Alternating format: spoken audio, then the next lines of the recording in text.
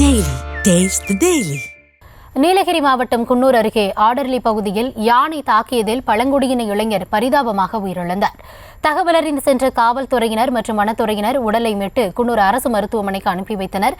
இதுகுறித்த கூடுதல் விவரங்களுக்காக இணைகிறார் எம்முடைய செய்தியாளர் திருநாவுக்கரசு. சம்பவம் குறித்தான விரிவான விவரங்களை வழங்கலாம்.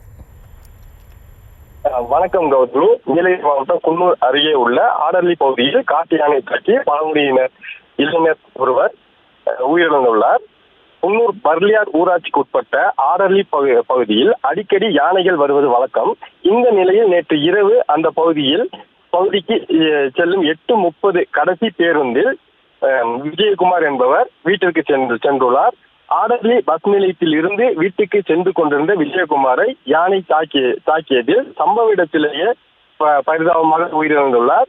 இரவு முழுதும் வீட்டிற்கு வராத விஜயகுமாரை குடும்பத்தார் தேடி பார்த்துள்ளனர். காலை தேடி பார்த்த போது சாலையோரம் தேயிலை தோட்டம் அருகில் உயிரிழந்து இருப்பது கண்டறியப்பட்டது.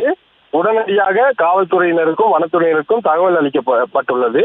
சம்பவ இடத்திற்கு சென்ற காவல்துறையினர் மற்றும் வனத்துறையினர் யானை தாக்கி உயிரிழந்ததை உறுதி செய்யப்பட்டு சடலத்தை பிரேத பரிசோதனைக்காக குன்னூர் அரசு மருத்துவமனைக்கு அனுப்பி வைத்துள்ளனர். இந்த சம்பவம் பழங்குடியினர் கிராம மக்களிடையே பெரும் சோகத்தை ஏற்படுத்தியுள்ளது.